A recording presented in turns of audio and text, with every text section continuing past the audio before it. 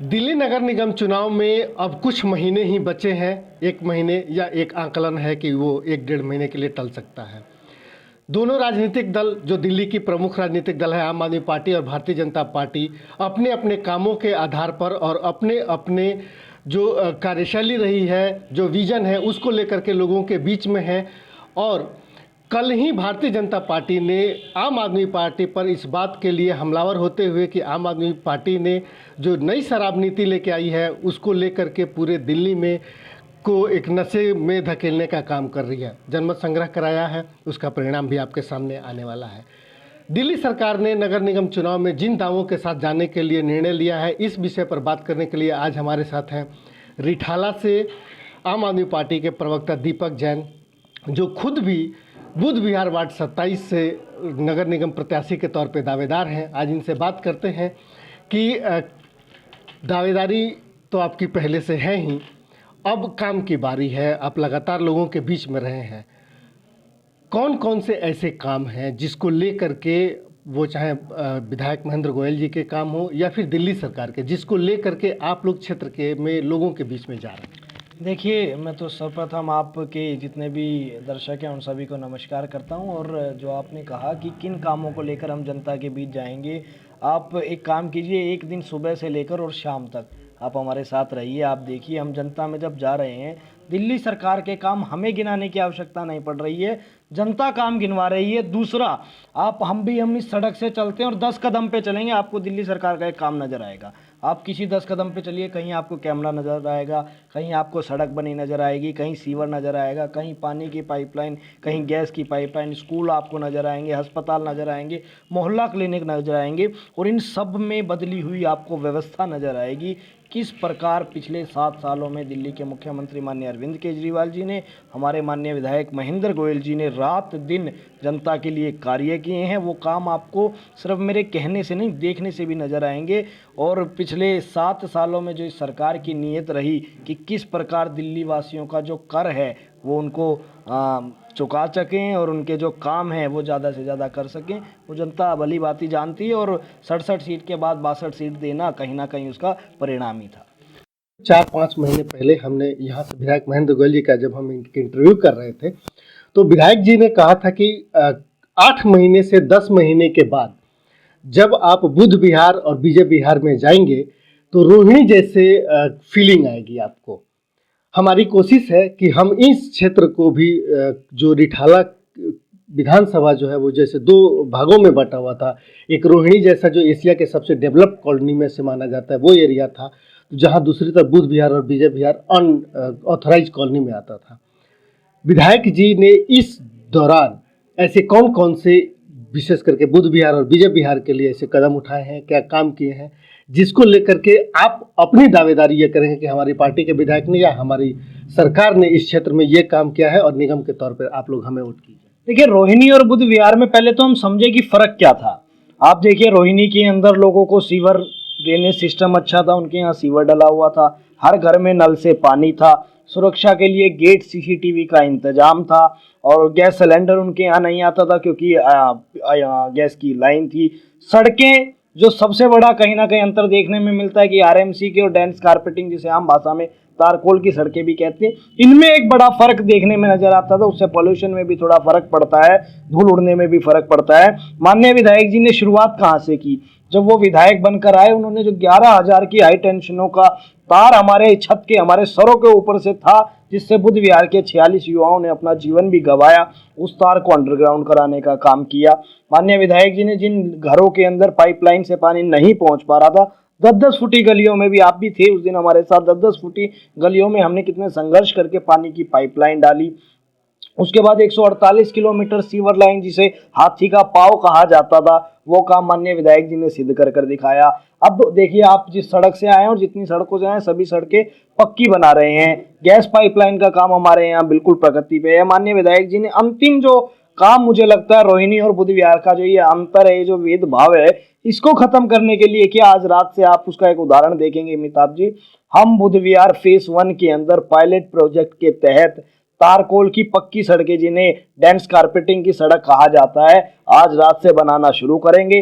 Pilot project के तहत हम बुद्ध विहार में गुगन सिंह मार्ग, हमारा एक बड़ा रोड है, उसे आज रात को बनाएंगे और 2 बारिशों में उसका एक बार परीक्षण करेंगे कि क्या 2 बरसात में वो सड़क, क्योंकि देखिए उस सड़क पर पानी एक उसके लिए बड़ा खतरनाक माना जाता है। हमें आकांक्षा है आज पब्लिक को देखते हुए कि आगामी निगम में हमारी सरकार बनने वाली है, ऐसे में हम जो ड्रेनेज सिस्टम है इस बुद्ध विहार का वो दुरुस्त करेंगे एमसीडी में आने के बाद। ऐसी ही भावनाओं को लेते हुए आज हम उस सड़क को बनाएंगे, 2 बरसात में हम उसका परीक्षण करेंगे कि क्या पानी उस सड़क पर नहीं ठहर रहा है और सड़क रुक सकती है। पूरे बुद्ध विहार की सड़कें हम तारकोल की डेंस कारपेटिंग की सड़कें बनाएंगे, जो बहुत बड़ा कहीं ना कहीं अंतर रोहिणी और बुद्ध विहार में दिखाता है। माननीय विधायक जी का प्रयास है कि किस तरह हम इनका जो ये ऊंचा नीचा है इसको एक बराबर रोहिणी और बुद्ध विहार को ले आए, इसी भाव से काम कर रहे हैं। और मुझे लगता है जब कल आप उस सड़क पर जाएंगे, आज रात हम पूरी रात वहीं रहने वाले हैं, आज उस सड़क को बनाएंगे, जब आप कल उस सड़क पे जाएंगे तो मुझे लगता है निश्चित ही आप सेक्टर 16 या सेक्टर 3 या सेक्टर 1 और बुद्ध विहार की उस सड़क को बराबर मानेंगे। बात आप कर रहे हैं या विधायक जी जो कर रहे थे, उसमें एक सवाल ये भी है कि रोहिणी का जो इलाका है उसमें पर्यावरण को लेकर के, ग्रीनरी को लेकर के विशेष व्यवस्था है, पार्कों की विशेष व्यवस्था है। बुद्ध विहार और बीजे विहार जैसे इलाकों में पार्कों का अभाव है। पर्यावरण से संबंधित जो भी कुछ कदम उठाए जा सकते हैं उसके लिए, या जो सामुदायिक भवन कहें, तो इन सब चीज़ों का भी एक अभाव रहेगा। क्या इस पर भी कुछ कदम उठाने की कोशिश है? देखिए, आज से पहले इस क्षेत्र में इन चीजों को लेकर कभी सोचा ही नहीं गया। उसका कारण कहीं ना कहीं है, जितने भी हमें निगम पार्षद इस क्षेत्र से मिले, शायद उन्होंने कभी प्रयास नहीं किया जनता के लिए काम करने का। आप देखिए, ग्रीनरी का काम क्यों नहीं हो सकता हमारे क्षेत्र में। मैंने माना यहाँ कोई सरकारी जगह नहीं है, पार्क नहीं बन सकते, पर ऐसा तो नहीं है कि पेड़ सिर्फ पार्क में लगते हैं, किसी संविधान में नहीं है। ऐसा प्रयास किया जाए निगम पार्षद की तरफ से। अब निगम पार्षद अपना जो सफाई का काम है उसे करने में जहाँ फेल है, ऐसे में वो 4 चीजें आगे की नहीं सोच सकते, वो अपने काम पे ही पूरे नहीं उतर पाए। मुझे लगता है अगर हम आज पूरे बुद्ध विहार में घूमें और हम रिक्वेस्ट करें घरों के सामने जाकर, या कुछ ऐसी खाली जगह है, रोडों के फुटपाथ हैं, कि हम यहाँ पेड़ लगाने का काम करें, तो मुझे लगता है कि ज़्यादा नहीं, हम 2, 5, 10, 20, 50 से हम शुरुआत करें और एक जागरूक लोगों में जागरूकता दें। अभी देखिए पॉल्यूशन से कितना बुरा हाल हुआ। कोरोना में हम लोग समझे कि जीवन हमारे लिए, ऑक्सीजन हमारे लिए कितनी जरूरी है, जब हर व्यक्ति ऑक्सीजन के लिए भटक रहा था। ऐसे में हमें पता लगे, हमें पेड़ों के बारे में पता लगा, ऐसा जागरूकता अभियान चलाया जाए। और मुझे लगता है पर्यावरण के मामले में तो हम बहुत अच्छे हो सकते हैं, क्योंकि रोहिणी और बुद्ध विहार में एक बड़ा फर्क है। वहाँ लोगों के पास मकान छोटे हैं और हमारे पास मकान यहाँ बड़े हैं। बुद्ध विहार में लोगों के पास जितने बड़े मकान हैं उतने तो रोहिणी वालों पर मकान नहीं है। तो हम यहाँ निश्चित ही अपने मकानों के आगे पेड़ लगाने का काम कर सकते हैं। बस जरूरत है कोई आदमी सामने आए और जागरूकता लेकर आए। पर्यावरण में हम रही बात कम्युनिटी हॉल और इत्यादि की, तो देखिए हमारे यहाँ एक बड़ी विडम्बना है कि हमारे यहाँ सरकारी ज़मीन कोई नहीं है, और अब तो ऐसे प्लाट भी नहीं बचे हैं कि जिनको सरकार खरीद ले या उस रेट से ले पाए। हाँ, पर हमारे यहाँ के लोगों का दिल बहुत बड़ा है। आप देखिए, मुझे लगता है जब हम बैठकर बात कर रहे हैं तो हमारे बुद्ध विहार में 20 से ज़्यादा ऐसे मंदिर हैं जहाँ हम छोटा मोटा प्रोग्राम कर सकते हैं। अग्रवाल धर्मशाला है, जैन स्थानक हैं, और भी समाजों के धर्मशालाएँ हैं, मंदिर हैं, तो उनको कहीं ना कहीं वो चीज़ें पूरा कर देती हैं। अच्छा, एक बात अगर करें कि नगर निगम चुनाव के मुद्दों पर, मुझे लगता है कि कहीं ना कहीं एक ऐसा मुद्दे की तलाश है, वो चाहे आम आदमी पार्टी हो या भारतीय जनता पार्टी। आम आदमी पार्टी के पास तो है कि पिछले 15 सालों से नगर निगम कुछ नहीं कर पाई, लेकिन भारतीय जनता पार्टी अभी भी कुछ मुद्दों की तलाश में है कि नगर निगम चुनाव में उन मुद्दों के आधार पर आए। कल जब भारतीय जनता पार्टी के लोग शराब के मुद्दे पर जनमत संग्रह करा रहे थे, उस पर आपकी प्रतिक्रिया जानना चाहेंगे। एक प्रतिक्रिया तो ये थी कि उनके पास एक पम्पलेट था, जिस पम्पलेट पर वो एक तरफ तो दिल्ली सरकार के फेल्योर के लगभग 19 पॉइंट गिनाए थे, दूसरी तरफ लगभग 7 ऐसे पॉइंट थे, या फिर मैं यूँ कहूँ मेरे पास भी है 19 पॉइंट ही है जिस पर उन्होंने केंद्र सरकार के मुद्दे गिनाए थे। विषय शराब ही था मुख्य रूप से। आपको लगता है कि भारतीय जनता पार्टी शराब और प्लस जो दूसरा उसने केंद्र सरकार ने जो दिल्ली में काम किया है उसको लेकर के इस बार नगर निगम चुनाव में जाने वाली है, या फिर आप लोग कुछ और भी? देखिए, भारतीय जनता पार्टी सिर्फ एक मुद्दे पर नगर निगम में जाने वाली है, वो है झूठ। आप मुझे एक बात बताएं, इस पर्चे की आपने बात की, हालांकि मैं तो इसको प्रामाणिकता देता नहीं हूँ, ये भारतीय जनता पार्टी का पर्चा है। उन्होंने लिखा मोदी सरकार कर रही है दिल्ली का विकास। दूसरी तरफ उन्होंने हम पे जो आरोप लगाए वो लिखे हैं। आप बताएं कि चुनाव अभी क्या लोकसभा का चुनाव है, और या राज्य सरकार का चुनाव है, अभी चुनाव है नगर निगम का। वो आए 15 सालों से भारतीय जनता पार्टी की सरकार दिल्ली नगर निगम में रही है। मुझे लगता है आदेश गुप्ता जी आए और खड़े होके मैं एक पर्चा जारी करें कि पिछले 15 सालों में हमने ये काम दिल्ली नगर निगम में किया, इस काम पे हमें वोट दे दीजिए। देश में पहले ऐसे नेता अरविंद केजरीवाल थे जिन्होंने 5 साल दिल्ली सरकार का कार्यकाल पूरा करने के बाद दिल्ली की गलियों में घूम घूम कर कहा कि अगर मैंने वोट दिया है, अब मैंने काम किया है तो मुझे वोट दे देना है। आदेश गुप्ता जी आज निकले भाजपा के तीनों मेयर बाहर और कहें अगर 15 साल में हमने कोई काम नगर निगम में किया है तो हमें वोट दे देना। अमिताभ जी काम एक नहीं किया और भ्रष्टाचार अनेक किए। एक छोटा सा उदाहरण मैं आपको देता हूँ। दिल्ली सरकार माननीय मुख्यमंत्री जी ने एक नंबर लॉन्च किया 1076 जिसके तहत उन्होंने माना कि जो भ्रष्टाचार की जननी है वो सरकारी दफ्तरों में जो लंबी लंबी लाइनें लगती हैं वो है भ्रष्टाचार, वहां से शुरू होता है। मैं अपना राशन कार्ड मान लीजिए बनवाने गया, मैं अपना जाति प्रमाण पत्र बनवाने गया, मैं किसी काम के लिए डीएम कार्यालय गया, परिवहन कार्यालय गया, वहां मुझे जाना है और देखा मैंने कि वहां तो 500 लोगों की लाइन लगी है। ऐसे में मुझे ये होता है कि मेरा काम धंधा खराब हो रहा है, मैं 2000 रुपए देकर अपना काम करा लूं। अरविंद केजरीवाल जी ने माना कि ये भ्रष्टाचार की जननी ये लाइनें हैं। उन्होंने कहा कि आज से आपको किसी को लाइनों में नहीं लगना, आप घर बैठिए 1076 पे फोन कीजिए, दिल्ली सरकार का प्रतिनिधि आपके समय के अनुसार आपके घर आएगा और आपका कागज आपके घर बना कर जाएगा। उनकी नीयत थी भ्रष्टाचार खत्म करने की। दूसरी तरफ भारतीय जनता पार्टी शासित एमसीडी, आप बताएं किस अनऑथराइज्ड कॉलोनीज में आज मकान नहीं बन रहे। 2004 में माननीय सुप्रीम कोर्ट ने एक आदेश दिया था कि जिस व्यक्ति के पास अपने प्लाट के कागज हैं वो अपने रहने के लिए मकान का निर्माण कर सकता है। मेरा नहीं, सुप्रीम कोर्ट का आदेश था। ऐसे में क्या भारतीय जनता पार्टी और दिल्ली नगर निगम के नेताओं को एक बात नहीं सूझी कि वो एक नियम बनाए कि जो आदमी मकान बनाना चाहता है 5000 रुपए की पर्ची एमसीडी में जाकर कटाए और अपना मकान बनाए। भ्रष्टाचार पर रोक लगेगी, एमसीडी में रेवेन्यू आएगा, लोगों में भय मुक्त अपना मकान बना पाएंगे। आप एक चीज देखिए, आज मकान बनने लगता है, एक लेंटर पे 50,000 रुपए की रिश्वत एमसीडी लेती है। 5,000 रुपए अगर वो एमसीडी के रेवेन्यू में ले ले तो रेवेन्यू बढ़ेगा एमसीडी में। पर उनको भ्रष्टाचार खत्म नहीं करना, भ्रष्टाचार को बढ़ावा देना है। उनकी नीयत काम करने की अगर होती तो वो ऐसी जनहित की पॉलिसियां लेकर आते। आज वो लिख रहे हैं मैं फेलियर पे बात करता हूं, उन्होंने लिखा 7 सालों में एक भी डीटीसी बस नहीं खरीदी। आदेश गुप्ता जी आज आरटीआई लगा ले, 1000 बसें खरीदने का दावा मैं करता हूं। वो आरटीआई लगाए, मेरी ना माने।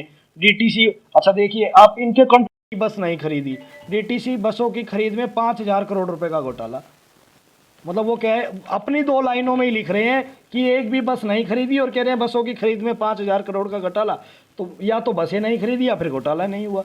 मतलब इतना झूठ वो जो दिल्ली की जनता से बोलना चाह रहे हैं वो चलेगा नहीं। अब इन्होंने अपने काम में लिखा है कि इन्होंने आयुष्मान योजना को लागू नहीं होने दिया। आपने आयुष्मान योजना के बारे में पढ़ा अमिताभ जी? दिल्ली के अंदर माननीय मुख्यमंत्री जी ने घोषणा की है कि दिल्ली के नागरिक का अगर इलाज दिल्ली के सरकारी अस्पताल में नहीं होता तो 1 करोड़ रुपए तक का इलाज प्राइवेट अस्पताल में दिल्ली सरकार कराएगी। डाक योजना के तहत आयुष्मान योजना में है कि जिसके पास मोबाइल है वो आयुष्मान योजना का लाभ नहीं ले सकता। दिल्ली में हमारे जो रिक्शा चालक भाई है ना, उनके पास भी मोबाइल है। तो ऐसी जो योजनाएं सिर्फ जिसे सफ़ेद हाथी के रूप में जो पेश की हैं केंद्र सरकार ने, अरविंद केजरीवाल जी 4 चंदे आगे सोचकर वो योजनाएं ले आए हैं। मुझे लगता है कोई मुद्दा जब इन पे नहीं बचा तो ये इसको केंद्र का चुनाव बनाना चाह रहे हैं। चुनाव दिल्ली का है, भाईचारे का चुनाव है, राज्य का चुनाव है और दिल्ली की जनता ने देखा है कि 7 साल मुख्यमंत्री जी ने कैसे लोगों की सेवा की है। इस बार वोट उठ पर पड़े। अच्छा, आपने 15 साल के भ्रष्टाचार की बात की कि 15 साल में भाजपा ने भ्रष्टाचार ही किया है। दिल्ली में जब मुख्यमंत्री अरविंद केजरीवाल बने तो उन्होंने एक नंबर जारी किया था कि यदि दिल्ली में कोई भी व्यक्ति भ्रष्टाचार करता हुआ पाया जाता है, आप एक वीडियो बनाइए और इस नंबर पर उस वीडियो को भेजिए या उसकी रिकॉर्डिंग कर लीजिए और इस नंबर पर भेजिए। ये एक हेल्पलाइन होगा। वो नंबर जो है कोविड के दौरान कोविड हेल्पलाइन के रूप में बदल दिया गया। तो क्या ये माना जाए कि दिल्ली से भ्रष्टाचार खत्म हो गया? नहीं, ऐसा नहीं है। देखिए आप वो नंबर जब आया 1031 है 1031, उस समय दिल्ली सरकार के पास एसीबी होती थी। एंटी करप्शन डिपार्टमेंट के तहत दिल्ली सरकार ने 72 लोगों को गिरफ्तार किया रंगे हाथ, रेड हैंडेड पकड़कर रिश्वत लेते हुए। आपने सबने देखा कि किस प्रकार केंद्र सरकार ने रातों रात अमेंडमेंट लाकर जो बरसों से एसीबी दिल्ली सरकार के पास होती थी उसका अधिकार केंद्र सरकार को दे दिया।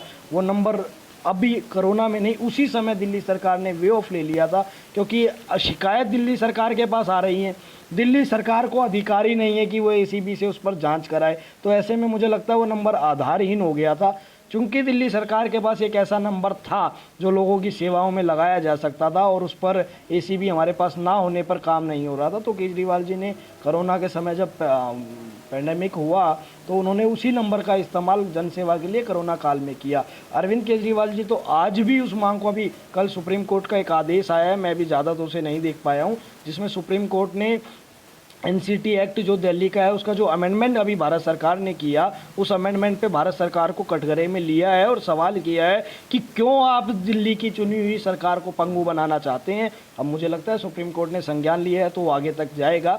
ऐसे में जब एसीबी हमारे पास नहीं है तो ऐसा नंबर चला देने से मुझे लगता है अरविंद केजरीवाल जी चाहते हैं कि सिर्फ चीज़ें हो ना, इम्प्लीमेंटेशन। लेकिन जिस तरह या हर कोशिश को एक नया रास्ता जरूर ढूंढ लेते हैं। विजिलेंस डिपार्टमेंट या ऐसे कई ऐसे डिपार्टमेंट हैं या कई ऐसे विभाग का गठन भी किया जा सकता है जो उसी कानूनी दायरे को रखते हुए करप्शन पर एटलीस्ट नियंत्रण तो जरूर किया जा सकता था, लेकिन उस दिशा में कोई पहल नहीं दिखी। नहीं, उसका कारण है ना, आप मान लीजिए आज अरविंद केजरीवाल जी एंटी करप्शन दिल्ली में और विजिलेंस डिपार्टमेंट होते हुए, वो बात अलग है कि उसका अधिकार क्षेत्र दिल्ली सरकार का नहीं है। ऐसे में एक तीसरा डिपार्टमेंट बना देना, और मान लीजिए देखिए आप भारत के संविधान के अकॉर्डिंग जब एसीबी और विजिलेंस काम कर रही है, ऐसे में तीसरा डिपार्टमेंट दिल्ली सरकार बनाए और उसको कार्रवाई कौन करेगा? दिल्ली पुलिस करेगी, लॉ एंड ऑर्डर ही तो होगा।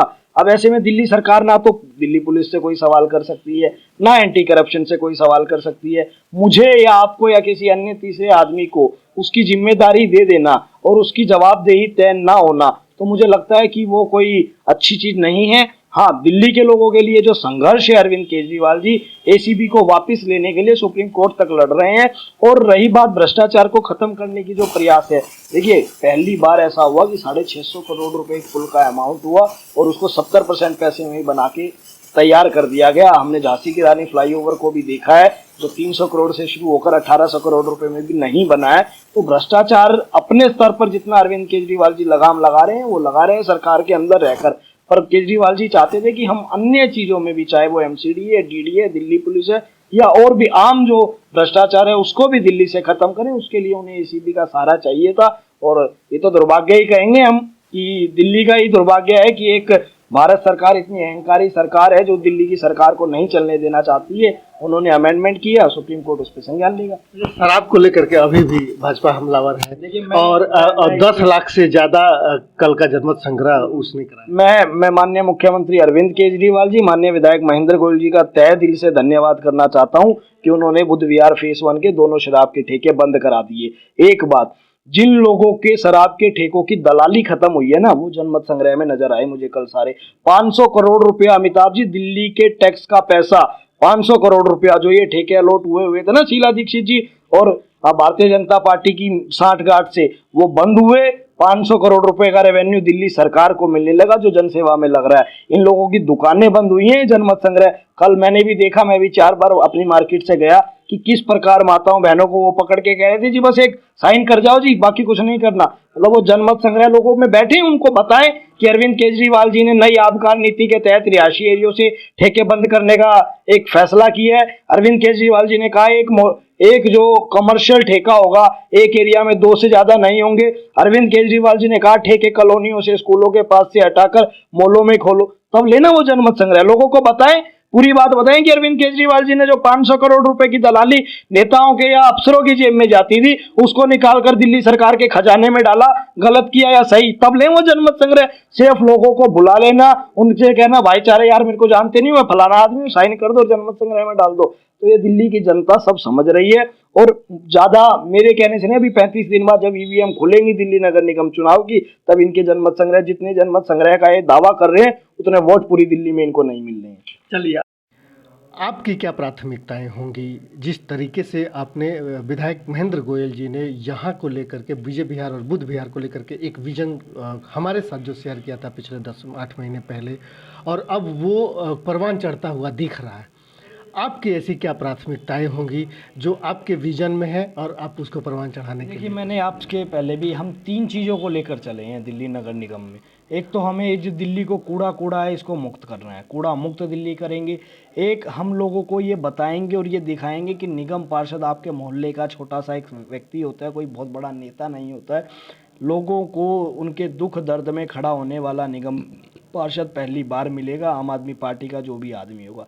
तीसरा जो ये दिल्ली नगर निगम में भ्रष्टाचार है, पहला भ्रष्टाचार शुरू होता है जब हम अपना मकान बनाते हैं। दावा कर सकते हैं अमिताभ जी, आम आदमी पार्टी का पार्षद इस वार्ड से होगा। एक मकान अगर पैसे के साथ बना, उसी दिन आम आदमी पार्टी के निगम पार्षद का इस्तीफा हो जाएगा, वो चाहे मैं रहूं या हमारा दूसरा साथी रहे। मैं रहूंगा तो आज चैनल पर आपके कह रहा हूं, दूसरा रहेगा तो उनका कुर्ता पकड़कर हम खींच लेंगे, अगर एक मकान के लेंटर में भी पैसा जनता को देना पड़ा तो। ये 3 काम लेकर जनता के बीच जाएंगे और नीयत जनता ने हमारी देखी है और वो हमारी नीयत को आगामी काम में जरूर बदलेगी, ऐसा मुझे विश्वास है। बहुत बहुत धन्यवाद।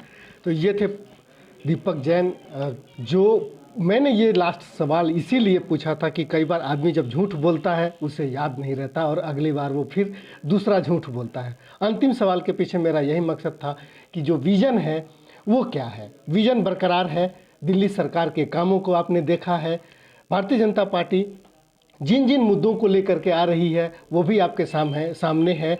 अब देखना ये है कि अब जैसे जैसे प्रचार बढ़ रहा है, उस प्रचार के साथ साथ चुनाव तक जाते जाते ऐसे कौन कौन से मुद्दे आते हैं जिसको लेकर के लोग वोट करने के लिए जाते हैं, या जो पुराने मुद्दे हैं सफाई से लेकर के और नगर निगम के जो नागरिक सेवाओं के जो काम हैं वो उस पर भारी पड़ते हैं, या शराब या और भी बाकी जो दूसरे मुद्दे हैं वो भारी पड़ता है। ये तो अब चुनाव के बाद ही पता चलेगा।